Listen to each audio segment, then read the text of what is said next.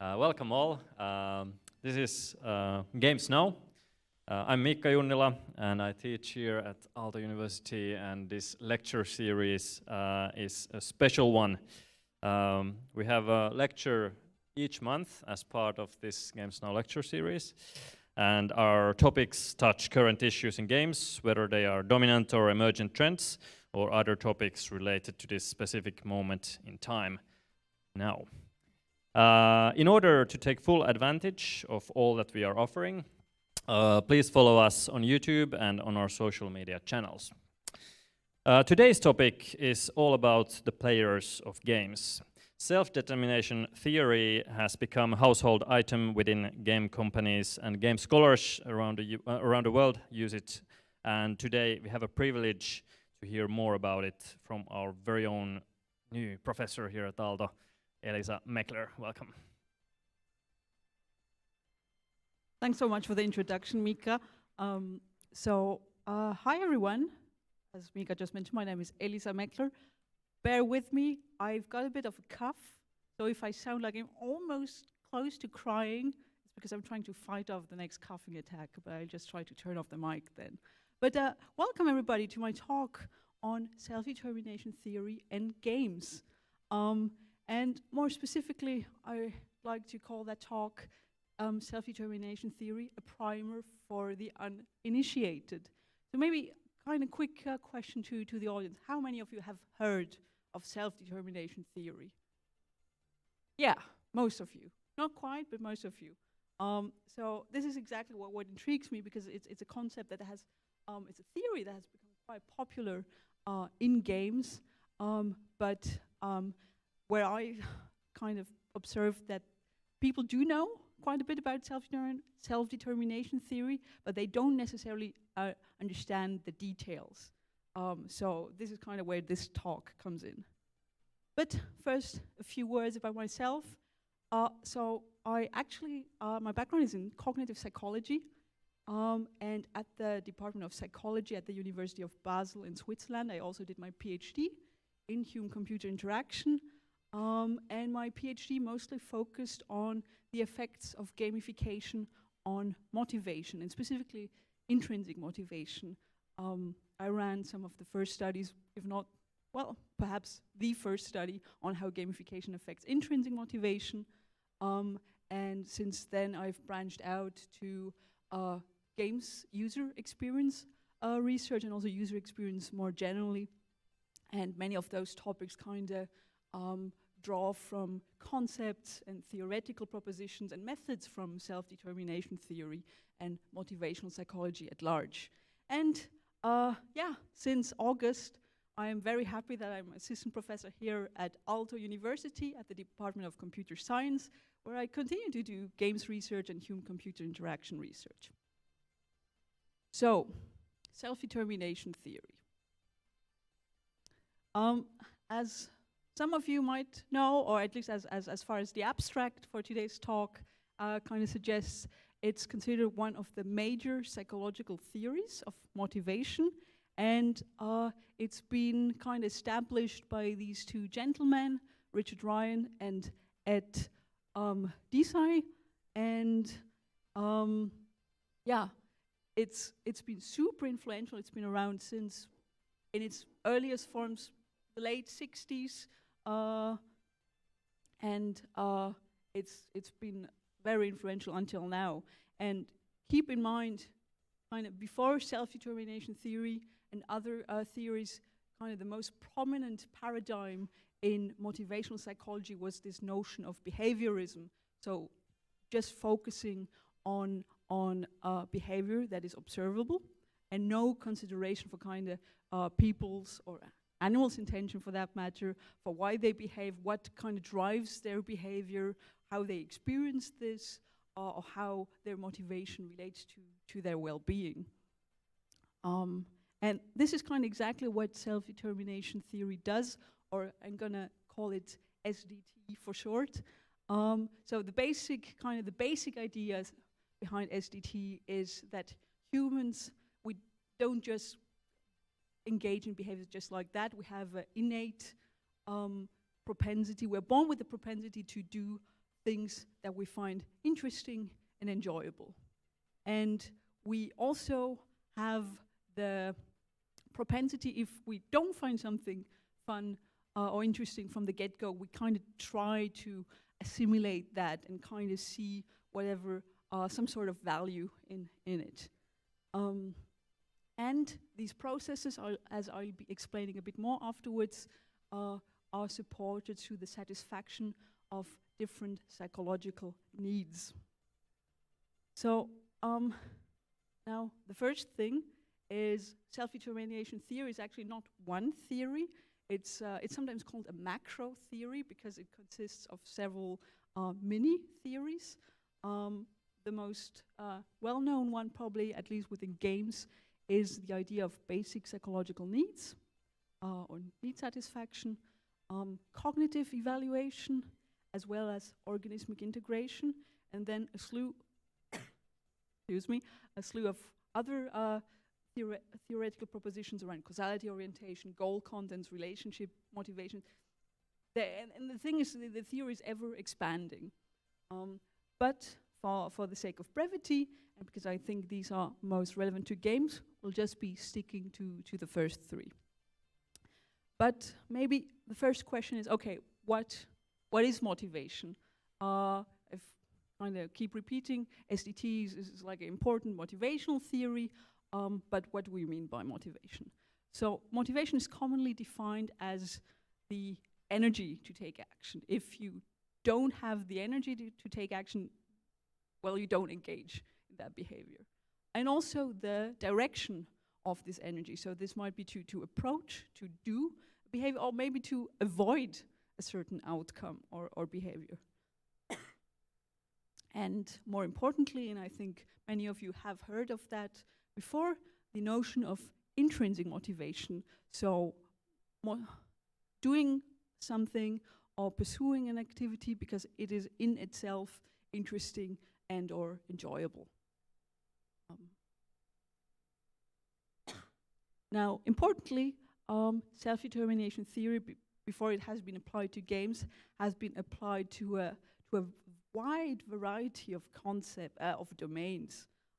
For instance, there has been tons of research on SDT in the domains of the workplace or at school, where it has been, for instance, intrinsic motivation has been linked to better learning outcomes and better well-being outcomes, for instance, in the domains of sports, also professional sports, in the clinical literature, and also, for instance, in the context of romantic relationships and even sexual interactions.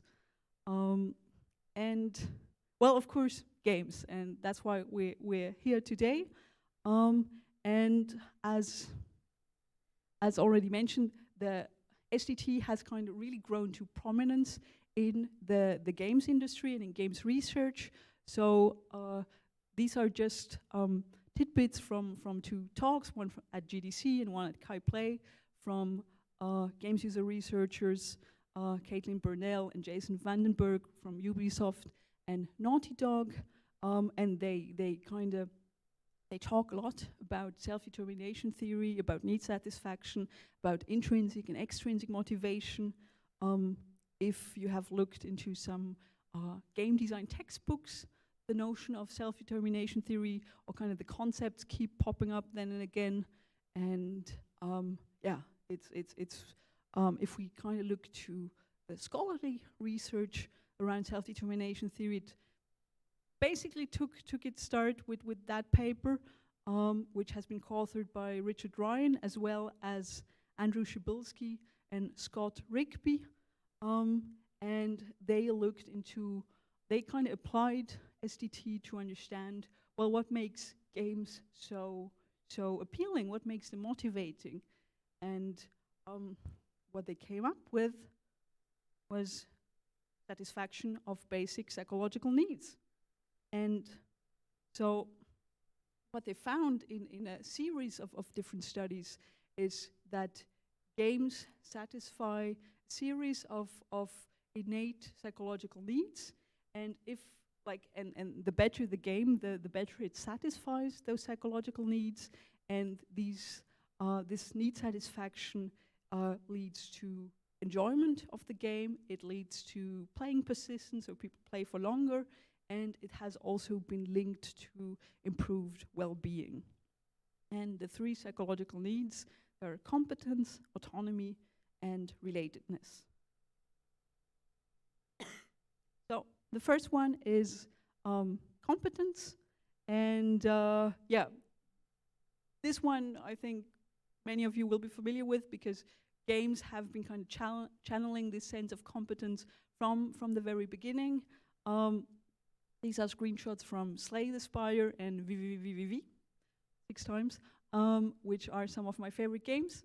And so the idea here is kind of that games satisfy that need for us to have influence, to have a sense of effectiveness, and of a sense of mastery, so that we can master difficult challenges.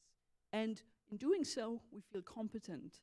And so it's this notion, yeah, I can do that, or I did that. And to kind of promote this sense of competence, games do so through feedback and through providing manageable challenges. Now, feedback is quite interesting, because not all feedback is automatically motivating, and also I won't go into detail today, but not all feedback is motivating to the same extent to everybody. Kind of depends on how we experience or perceive the feedback, but in the basic tenets, feedback is motivational if it is positive. We all prefer positive to negative feedback, because then we feel competent. It is informational, so it provides information on how close we are to mastering a certain skill or activity, and not necessarily brought up in the SDT literature itself, but usually also in games the feedback is juicy. So it doesn't just kind of provide the info, and I provide you with examples just in a second. But it's not just about providing dry feedback, like, yeah, you're doing well, but doing so with a certain flair. So, nice example of positive feedback. If any of you are familiar with the, for instance, Devil May Cry games, there is, if you do a combo in the game's battle system, the game is very vocal about how you're doing well.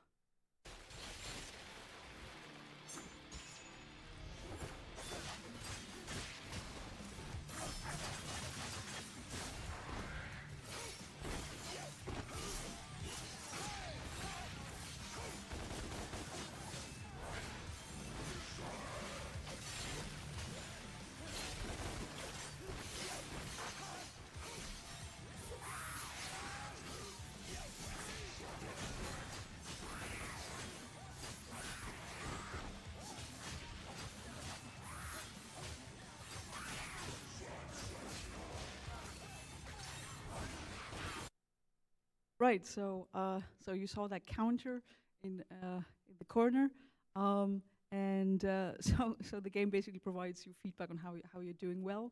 I didn't try to talk over the audio, because I think with my current cough and kind of the metal soundtrack in the background, that wouldn't have been too successful. But especially when you saw kind of that ranking going from D up to triple S, and then sensational, kind of. Games provide copious amounts of positive feedback. And what do I mean by informational? So this is a screenshot from Cuphead, a run and gun game that came out a while ago. And every time you fight against a boss and you lose, the game shows you how close you were to defeating the boss. So in a way, it provides you information on how close you were, because while playing, there's no health bar, so you don't exactly know. Yeah. Then finally, juicy feedback, and this is not a new example, but one of my favorites. That feedback in games is exuberant. It's not just positive, not just information. It's really does so in a very exuberant way. And one prime example for that are the Peggle games. So whenever you reach a certain high score, there's Peggle fever.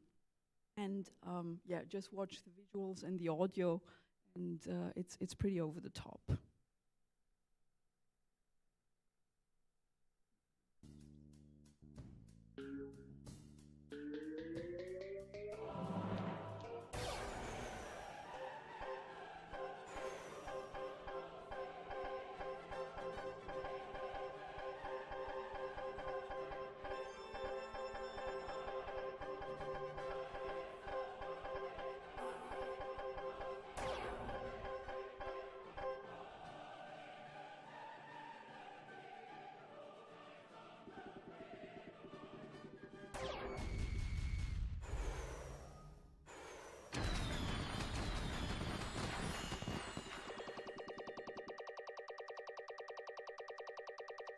Yeah, so it's lots of stuff going on here just for telling you kind of broke a new high score. And it keeps going, there's lots of flashing lights. And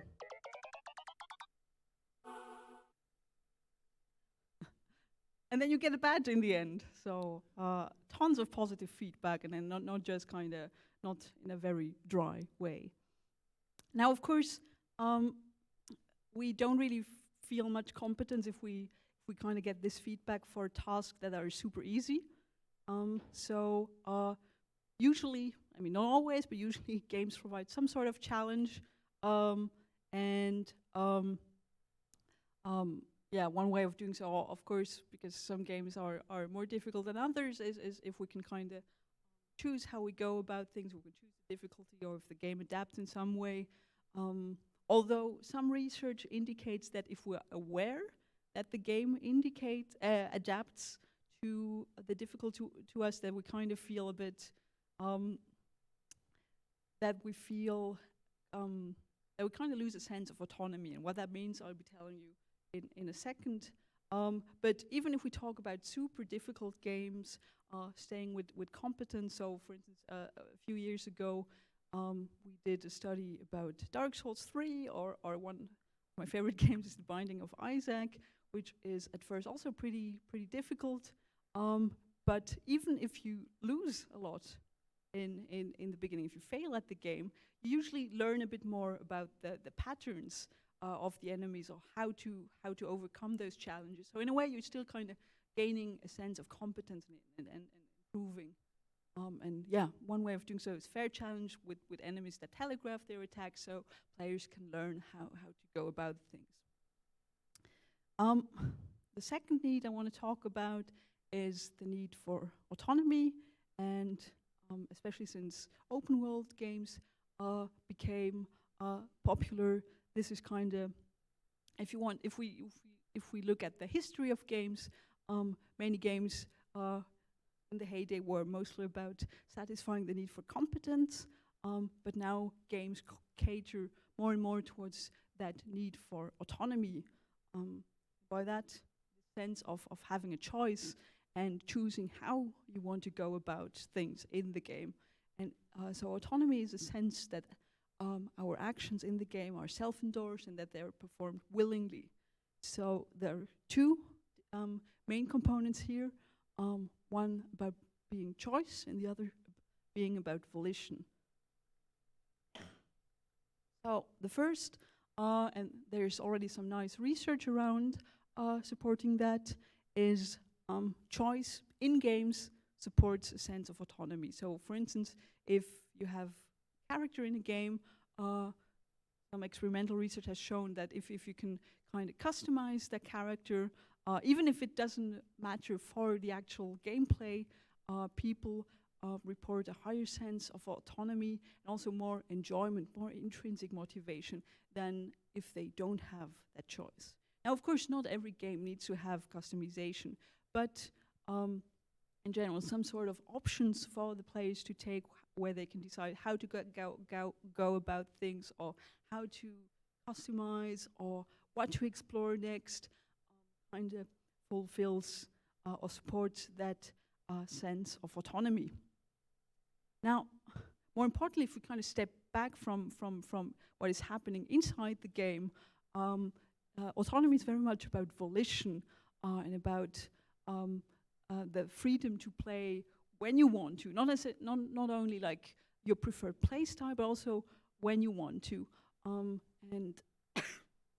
I want to talk about personal anecdote here. So this is a screenshot from Parasite Eve, and I played that so it originally came out for the PS1, but I once played it while I was on the train in Switzerland. It's a survival horror JRPG mashup, and it is reasonably scary, but well, imagine playing it on a train that is pretty full. There are plenty of people, so I couldn't just go shrieking around whenever the game scared me, and so I kind of had to keep it contained. But also, if you think, if we speak about volition, if you think about professional gamers, so in esports or professional game critics, so I mean, they do usually engage in these activities voluntarily, but it's not the same as if they were playing in their leisure time. So it kind of changes their experience because that sense of autonomy is somewhat compromised. And again, there's some really nice research already around here, which kind of looks into how that sense of autonomy is different for leisurely or professional play. And the last psychological need is the need for relatedness, so which we can usually satisfy by playing with others, where we kind of experience a sense of belonging with people we care about, and that usually also that care about us. So it's reciprocal, and so typically we get this from multiplayer games. Online games, but also in the context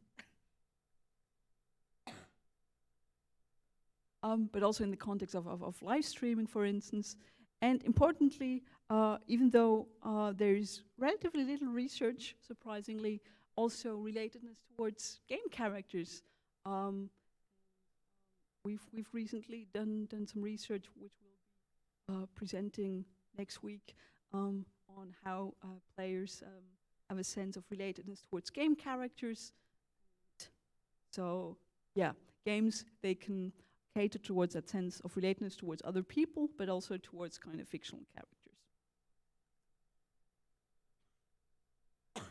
So, speaking about need satisfaction, I got a question from one of you whether kind of catering game design towards satisfying the psychological needs, whether that risks getting people addicted to games, because games then satisfy those needs.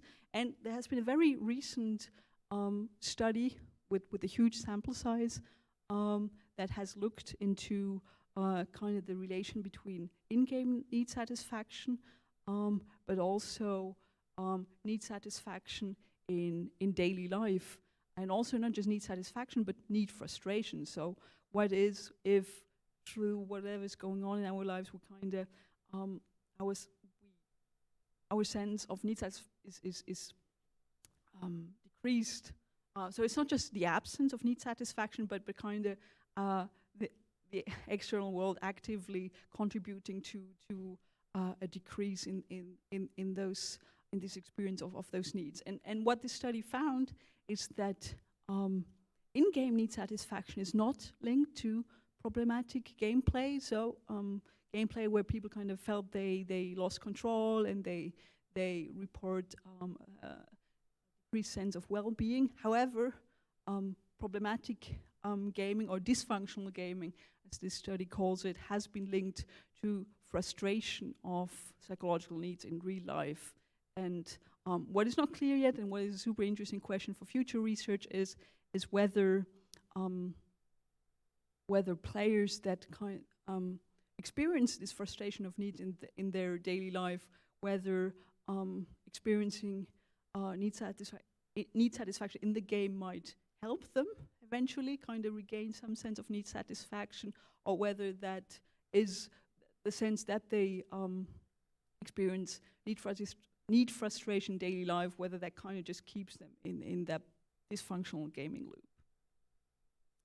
So the second theory I want to talk about is cognitive evaluation, and it's very much linked to this idea of need satisfaction, namely cognitive evaluation theory posits that rewards and feedback and affect intrinsic motivation in different ways.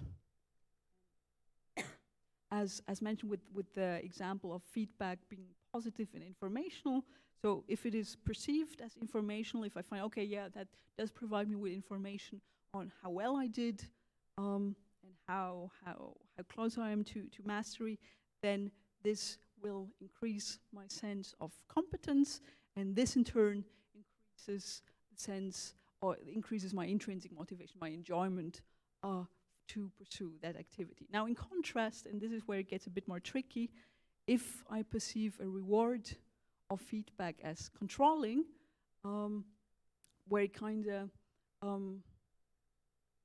then it kind of thwarts that sense of autonomy.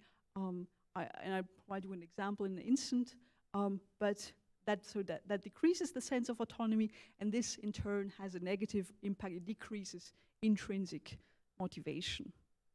So kind of this is if you want, the theory in a nutshell, but I think some of you might have heard of kind of the studies related to that. One of the most famous ones is about children that in school that enjoyed drawing.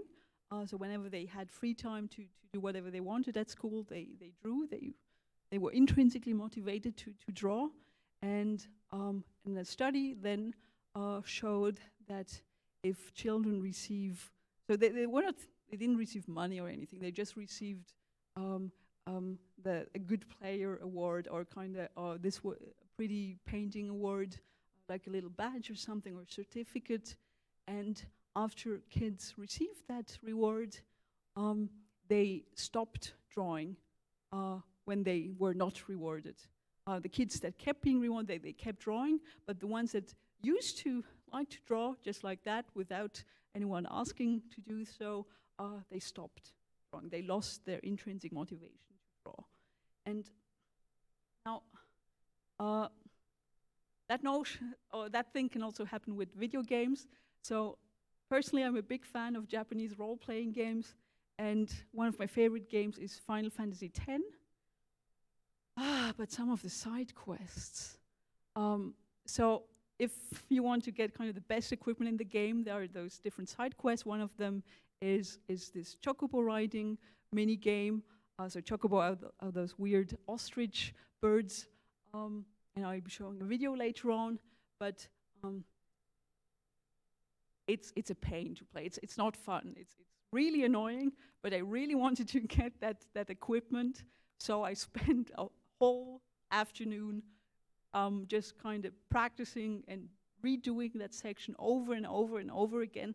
And as much as I love the rest of the game, this is the reason why I kind of refuse to touch Final Fantasy X again, at least for a while.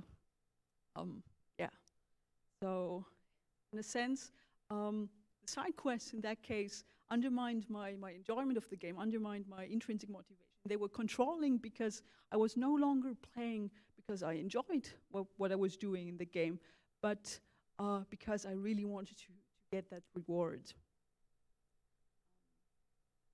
And so not all rewards are the same. Some of them kind of are more applicable to games than others, but the kind of there are really tons of studies, not necessarily in the context of games, but in the school context, that have shown that feedback and rewards are kind of most risky if they are tangible. So if we get like something, let's say we get paid for that, for doing so. And if they are task contingent, so that means rewards and feedback risk decreasing intrinsic motivation if we only get the reward if we do a task, or even worse, kind of if the reward is contingent, is dependent on how well we do at a task. As mentioned, not all people kind of react the same. There are some studies that show that there are also individual differences, but if we perceive feedback as, or a reward as controlling. Because in a sense, if you think about the Final Fantasy X example, if I saw the reward, that equipment as kind of feedback of my mastery of this stupid mini game, then I might have not lost kind of the sense of intrinsic motivation. And so this is not self-determination theory based, but some of you probably have heard of as mentioned, behaviorism and the reward schedules that are often also discussed in the game design literature.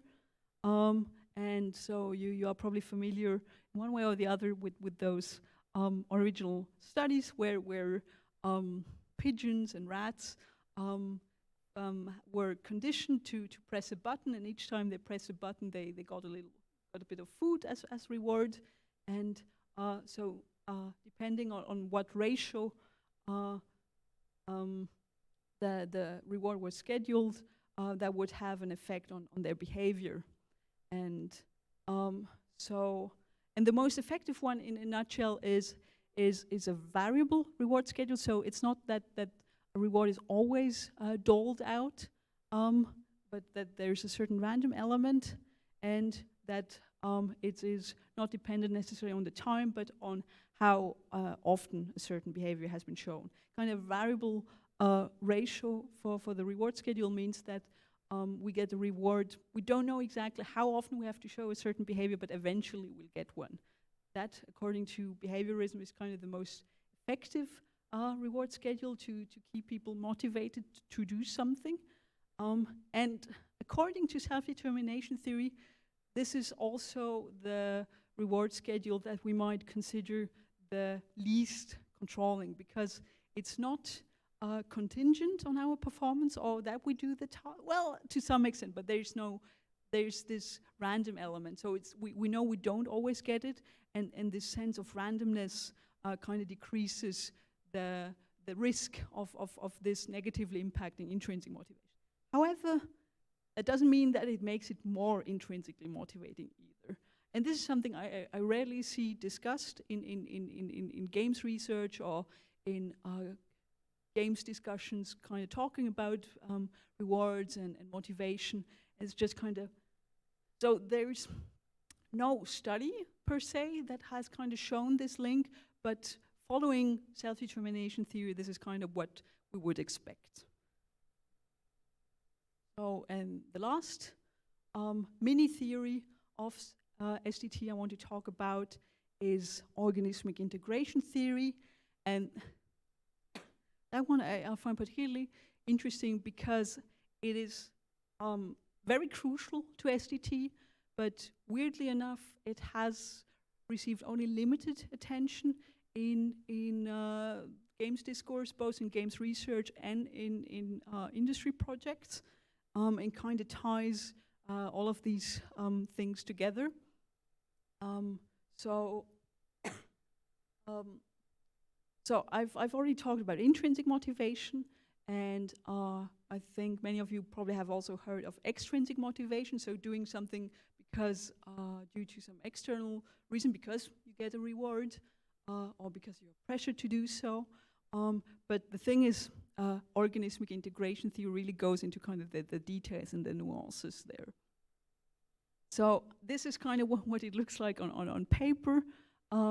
So at the very right-hand side, you might be able to picture it. It says intrinsic motivation, and then you see extrinsic motivation actually consists of several subtypes of motivation, and then there's amotivation. And kind of what you need to know is these motivations run on a spectrum where they are the most controlling motivation and the most autonomous motivations. And I'll be explaining each one in a second, but again, the main idea is that controlled motivation is associated, or is more likely to happen if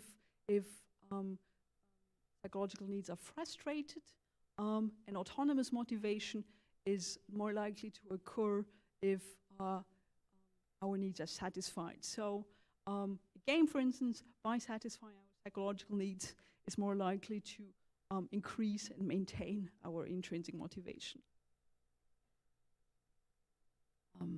And in contrast, again, as with the Final Fantasy example, if it kind of undermines our needs, for instance, autonomy here, then that kind of makes it more likely that intrinsic motivation is decrease and extrinsic motivation is increase, or specifically controlled motivation.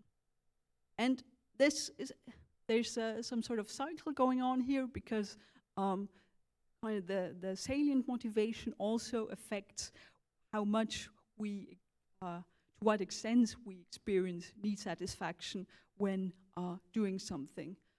So controlled motivations, as mentioned, they are linked, or more likely linked to kind of decrease or even frustration of psychological needs, and autonomous motivations are linked to increased need satisfaction. And this in turn, this is kind of important, this has been linked to increased well-being in a variety of domains, learning improvements, and also there's, for instance, this notion of obsessive versus harmonious passion. I won't go too much into detail here, but the idea is that harmonious passion is kind of similar to intrinsic motivation, or autonomous motivation, is that we engage in activity because we are passionate about it, but like in a sense that we still are in full control of our passion.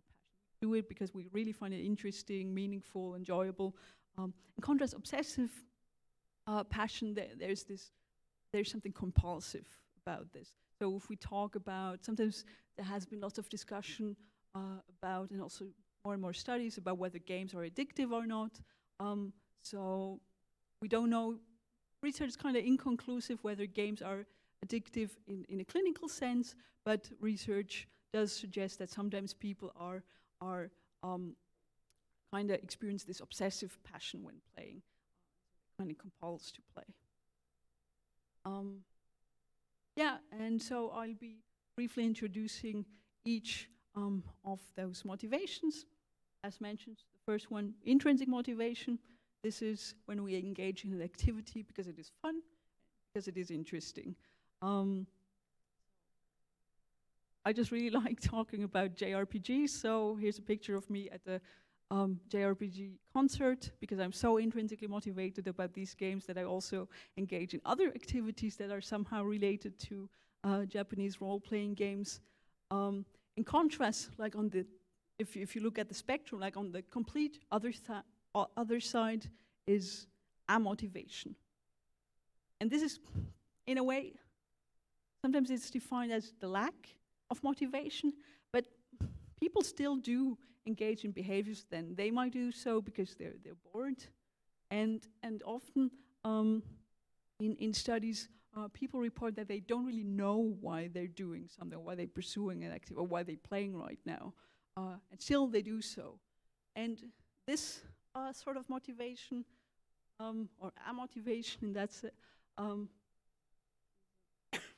is kind of the most risky one, because it has been, in a variety of domains, has been linked to decreased well-being, and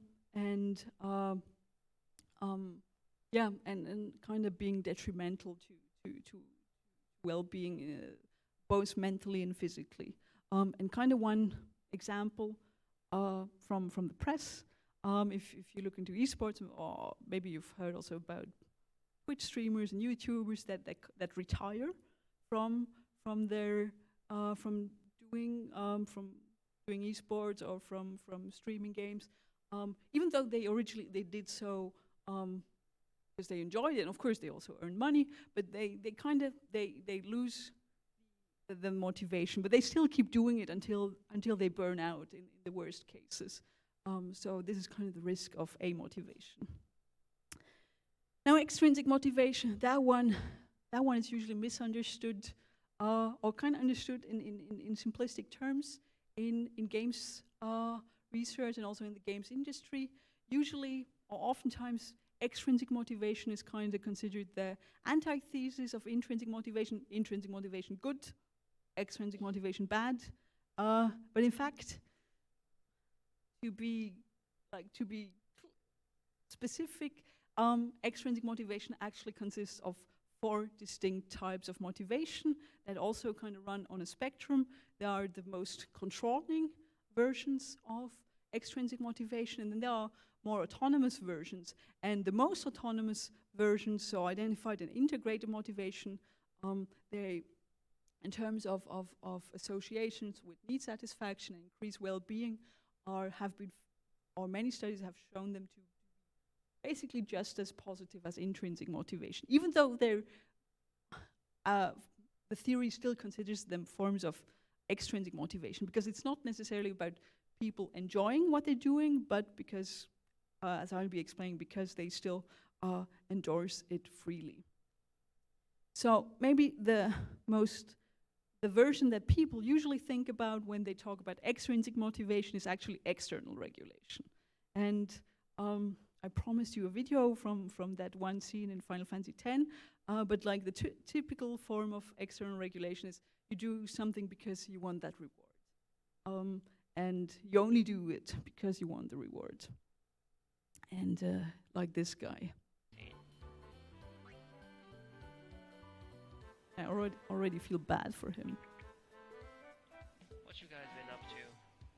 Doing? Okay, this might be a chance. Might be.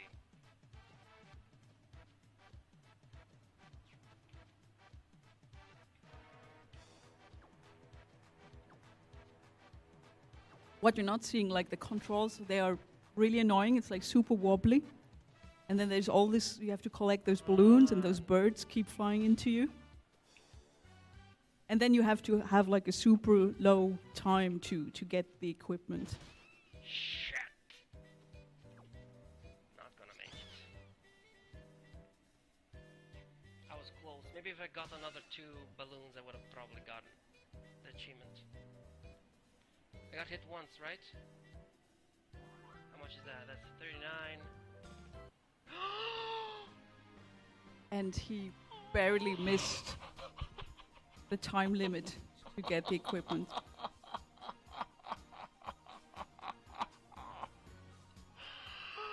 Like by a 6th second or a 4th second. Half a second. Fucky.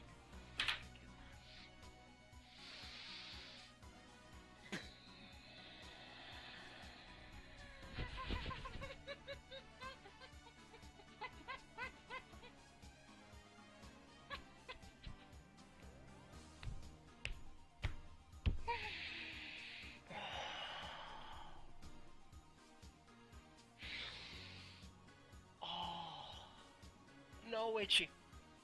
I did not get it. I did not get it. I'm missing half a fucking second. Half a fucking second. But yeah, it is truly upsetting. Had I known, I would have taken a video of myself many years ago. It would have looked the same. Yeah. So another kind of way external regulation manifests in games is, so I'm sure you've seen many games that implement mechanics that are somehow related to there only being limited time or limited resources. And one prime example that where there has been lots of discussions going on these days is Fortnite and the battle passes. And so in Fortnite with the battle passes, there are certain challenges, if you want, that you have to first buy the battle pass, and then You have to play within a given amount of time and invest lots of time to unlock different items. So one of the new battle passes, it's going on until December 12th. And if you don't invest, if you don't play in that time, if you don't invest enough time, the unlocks that you could get then, you will never get them. They're lost forever. So in a way, there are external reasons compelling you to play. You might still, you will probably enjoy playing, but there's still this external pressure going on. And then another example that is still prevalent in lots of mobile games is games where you have a certain streak, or where you again have only a certain amount of time to do something, and if you don't react in that time, you lose whatever it is. You lose it forever. In psychology, there's this notion of loss aversion. So humans, they are much more sensitive to losses. We're much more afraid of losing something than of gaining something. So this is a pretty powerful motivator, but not an enjoyable one. And another form of external regulation is we do something because we're afraid that other people will get mad at us. This is a bit of an old meme, but I don't know if any of you remember the Leroy Jenkins meme, and it's a pretty good example of friends getting mad at each other.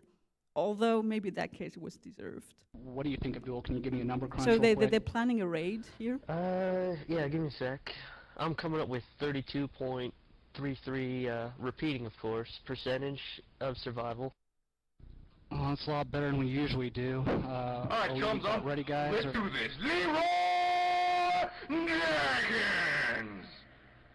Oh my god, he just ran in. Save him! Oh, gee, stick to the plane. Oh, gee, Yeah, so let's go, let's Leroy go. Jenkins guys just Stick to the flag, stormed Jones. inside. Stick to the plane. Oh, gee, oh, fuck. Give me divine intervention. Hurry up. Shout. He's saying I can't cast. I can't move. Am I lagging, guys? I can't move. What the hell? I can't hear you. Oh my god. The eggs keep spawning. More responding. I don't think you can cast with that shit. Oh my god. Shout. We got Take it off. I got it. Take it off. Come on, stay down. Oh my god.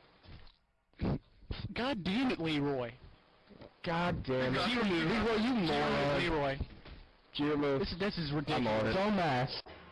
I'm down, forking down. God damn it. I got killed before I could we remove died him. on this. God.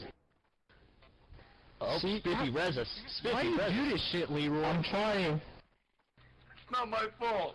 Who's soul stoned? We do have a soul stone up, don't we? So I used to play World of Warcraft and a bunch of other multiplayer online RPGs, and I have to say one of the reasons, not necessarily, well, maybe I messed up occasionally, but like one of the main reasons I stopped playing them is because to really enjoy the game and also to be good at the game, you have to kind of join together with other players. And if you don't show up because, life, there are sometimes other things than games going on. And then people get angry at you because you didn't show up, and it's like, oh, I don't want to put up with this. And related to that is introjected regulation. So if you have ever played with friends, or particularly if you have ever played with children, and, well, they will not necessarily get mad at you, but you play because if you wouldn't play with them, you'd feel bad, you'd feel guilty, you think you ought to play with them. That happened to me. I was at a gaming party with some friends, and the Wii U just came out, and we were playing Nintendo Land, I kind of got stuck there. We were playing the same mini game over and over again, my friends just wanted to keep playing. They were always, let's try it again, and I kept beating them. I was almost half asleep on the couch, but still, they just wanted to play on until they finally beat me. yeah. So, and I felt bad. I was so fed up with playing the game.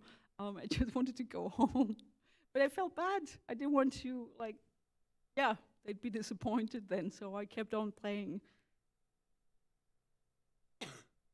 Now, identified regulation is an interesting one. So this is also a form of extrinsic motivation, but this is we play or we do something because it is important in some way, or it is good for us in some way. One example might be, for instance, you might have heard that EVE Online now actually includes some mini games that progress or intended to progress medical research, or there's also a growing body of research that playing games does improve our moods, might be good for our well-being. So if you play because you feel it is good for you in some way, that is a prime example of identified regulation. Or because you think it is good for the world, also be a form of identified regulation. And then kind of the most autonomous form of extrinsic motivation is this notion of integrated regulation. And this means you are pursuing an activity or you're playing because the activity really reflects your personal values, it reflects who you are, it reflects what is meaningful to you. And this is an excerpt from a study we did a while ago. We did not specifically measure those motivations, but still kind of the phenomenon is very close to that, where upon playing Earthbound, JRPG's examples, sorry for that, where the player said that the game had a really profound impact on them as a person, that for them it kind of reflected their own experience growing up, and that's why it was a very artistic and meaningful experience or playing experience for them. Yeah, so again, you kind of maybe that chart makes a bit more sense to you. So our motivations really is that lack of motivation. You don't know why you're doing anything anymore, but you still keep on doing it. And then that spectrum of extrinsic motivation, which, as you see, even though they're all coined as extrinsic motivation, the experience varies widely. And then, of course, intrinsic motivation, doing something because you find it enjoyable. Now, you might ask, okay, that's all well and nice. How is this? What does research say on how these different types of motivations are related to experience? And some research we did, so we developed a questionnaire to kind of measure that whole spectrum of motivations.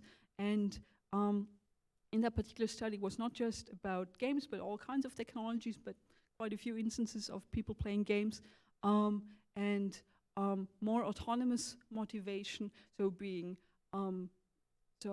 reporting identified or integrated motivation was linked to a more positive experience, to more need satisfaction as expected, to higher reported well-being, and also people scored high on the Net Promoter Score, so they were more likely to recommend the game to their friends. And so external regulation or external motivation per se was interestingly not related to the quality of the experience, whether it was positive or not. However, our motivation was linked to negative experience. And this is quite interesting because for that study, we only asked people to report on technologies and games that they use frequently, and that they use in their leisure time. So even though people kind of voluntarily used those technologies or voluntarily played those games, some of them still reported that sense of amotivation, which was linked to more detrimental effects. Now, behavior is actually quite a tricky one if we look at the different motivations. In a nutshell, autonomous motivations is, and also intrinsic motivation, which kind of belongs to the more autonomous motivations, is linked to improved behavior quality. So we put more effort into a task and we do it better. And also, importantly, we keep doing that behavior, or we keep pursuing that behavior even though we don't get any external rewards for that. So in that sense, you could say if a game is intrinsically motivating, or kind of caters towards those autonomous motivations, then we will spend more time playing it. However, what kind of makes it tricky in research is that controlling behavior is actually more strongly linked to behavior quantity. So we do more of a certain behavior, or actually even we show even more of a particular behavior than if we are autonomously motivated to do that behavior. And we will keep doing that behavior as long as we do receive some sort of external reward. So if we just look at, if we were to model player profiles, if we just look at playing time, we can't be sure just whether people play because they are mostly autonomously motivated, because they really do enjoy their time, because they choose to do so, or whether there are some other mechanisms, whether from the game or whether from their environment that kind of pushes them to keep on playing. And this is just work in progress, so I won't go into detail. But we're currently working on a study where we're looking at motivations of League of Legends players. And the tricky thing is, I showed you all, or I introduced you all these different motivations, but these are not mutually exclusive. We can be motivated in different ways at the same time, but the extent of that motivation may vary. So even though external incentives can reduce intrinsic motivation, people are often, when they pursue an activity, they like one type of motivation might be kind of the most dominant one, but that doesn't mean that we're not still a bit externally motivated, for instance. And so in that particular study, again, it's not out yet, but we didn't find any differences in terms of playing time, or how many matches people played. But however, we again found a clear difference in terms of whether people enjoyed their time playing League of Legends, with the intrinsic and more autonomous player profiles reporting more need satisfaction, more positive affect, less negative emotions, and with the amotivated group reporting the worst experience, even though they played just as much as the other players. And then, of course, it's also important to note that it's games cater to different motivations at the same time, and kind of one poster child, if you want, for extrinsic motivated games, or typically considered poster child are idle games or clicker games. However, personally, I do actually enjoy playing Cookie Clicker then and again, even though it's well, it's definitely not the most challenging game, but there are things that are kind of interesting about it. That, yeah, I just want to say, even though that game features many of those game mechanics that we usually associate with extrinsic motivation, doesn't mean it's not enjoyable, but that it, well, after a while, it might kind of ruin the experience for us. Okay, so then I briefly just want to talk about some applications of SDT to games that have been around. As you know, I've been most active in academia, and especially in human-computer interaction research. And if we look kind of at the most important conferences in our field, self-determination theory has been cited much more, and it's been used much more as a basis for research. And I showed you previously some examples from papers and their findings. So this is quite nice because human-computer interaction and games research are essentially multidisciplinary. We sometimes risk that we have concepts that we do have like an intuitive understanding about, but maybe we still do understand them differently like let's say extrinsic motivation, or even what we mean by fun. And by applying concepts from SDT, that kind of helps to bring everyone to the same page. And then also interesting, it could inspire new research. So for instance, something that hasn't been really looked at yet is need frustration in the game. And there has been the one GDC talk I briefly mentioned by someone who used to work, by Kathleen Burnell, who used to work at Naughty Dog. So her thesis is, and it hasn't been tested in research, is that if we frustrate people's needs in the game, like if we first establish a sense of autonomy and competence and relates, and then we take that away from players, that this could generate like strong emotional experiences, and that these in some of our own research, we were specifically interested in emotional gaming experiences. We indeed found evidence of that. That first of all, that people or that some players do enjoy strong emotional experiences, even if those emotions are negative. And interestingly, even though people scored these experiences high on enjoyment and on meaning, they also reported that their sense of autonomy was reduced. For instance, if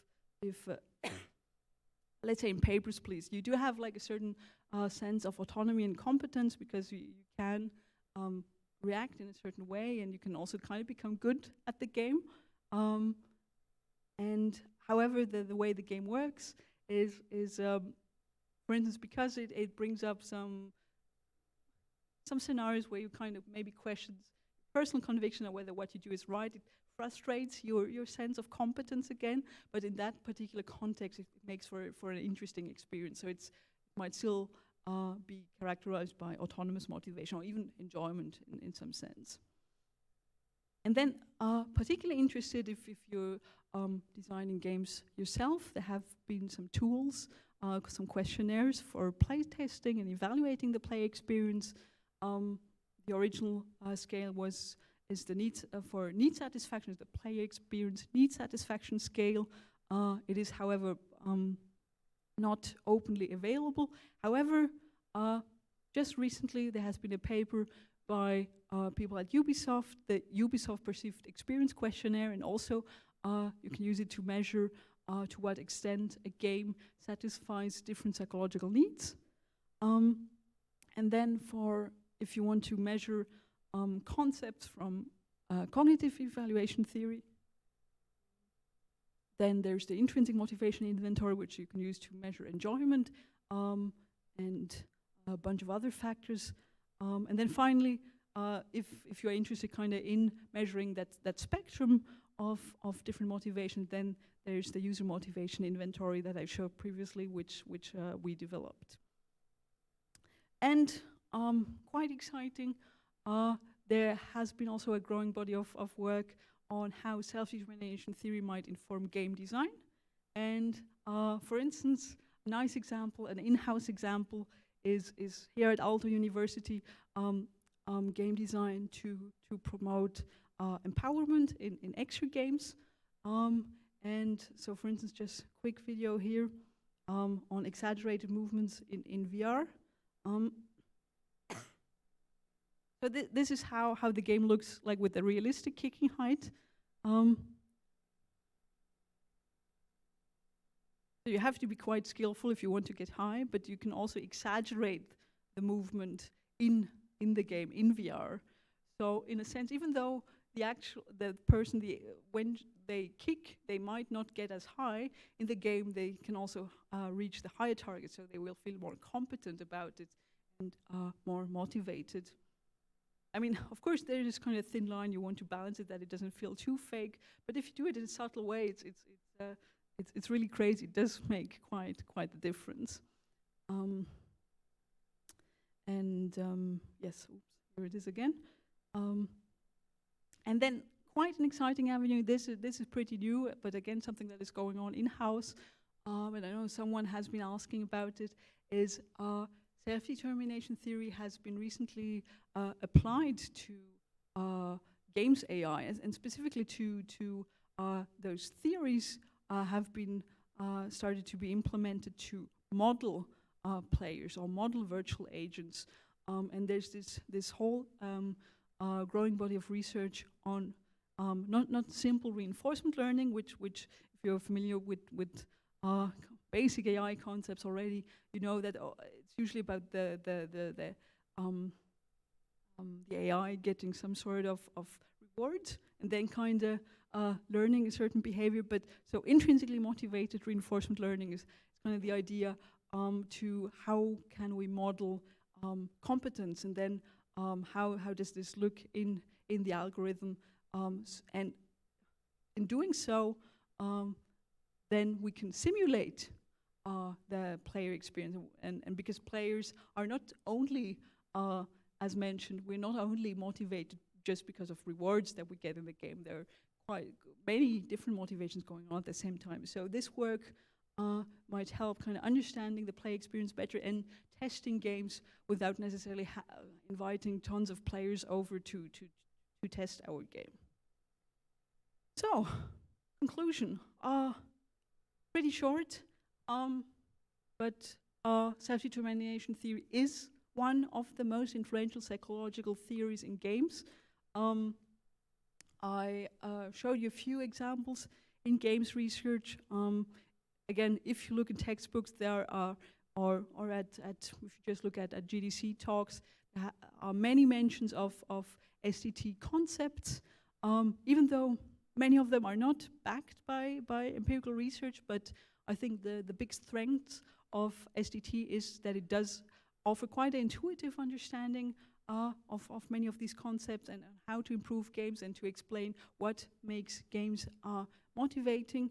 And because of that appeal, it's also, or because of the intuitiveness of these concepts, it has also been broadly applied to analyze games. So even if we don't use any of those methods, we might take a game and kind of look at its mechanics and discuss, oh, okay, how might this affect need satisfaction? How might this promote or undermine the different sorts of motivation? And that is useful for design, but also for advancing games research. And then lastly, and I hope here that kind of that theoretical primer gave you a first introduction to it, is so far most of the gaming discussions have only focused on basic need satisfaction, but that notion of kind of different extrinsic motivation has been largely neglected. So I hope that with kind of that starting point from today's lecture, that well, you consider this, and next time someone talks about extrinsic motivation, that you explain them that, oh, it's maybe a bit more nuanced than we might usually think. Thanks a lot for hanging in there.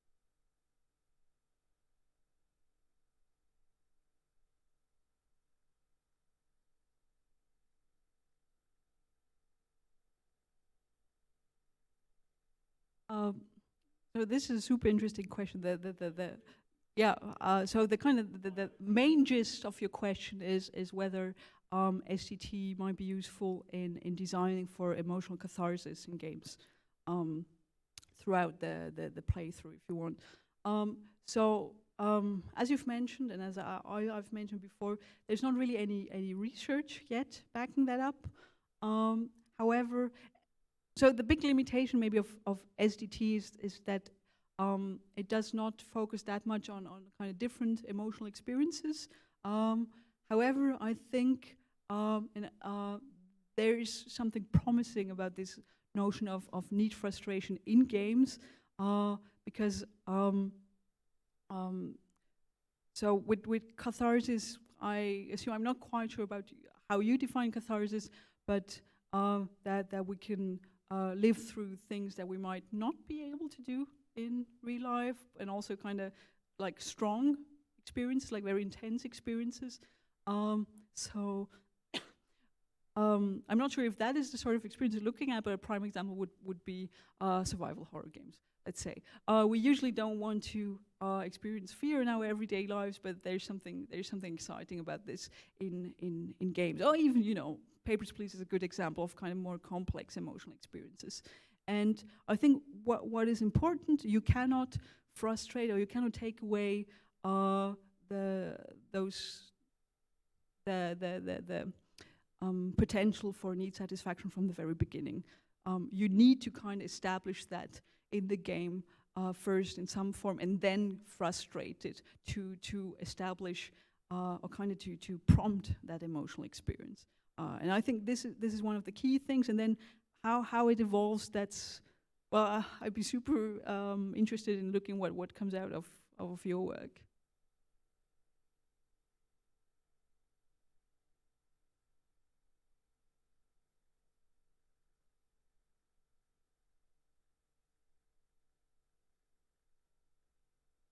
Well, I'll be sticking around for coffee, so feel free to hit me up.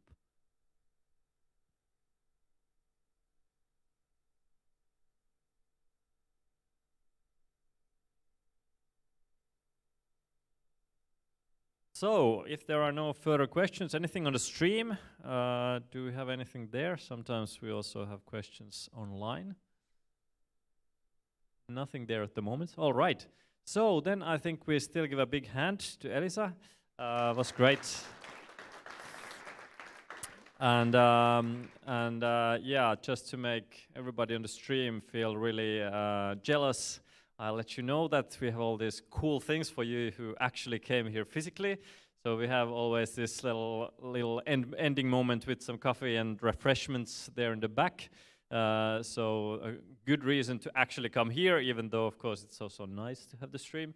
But the fact that when you come here, you can actually discuss and learn more, and Elisa will be also sticking around for a while. We also have some amazing swag stuff. So we have T-shirts, we have also some other stuff, stickers and things.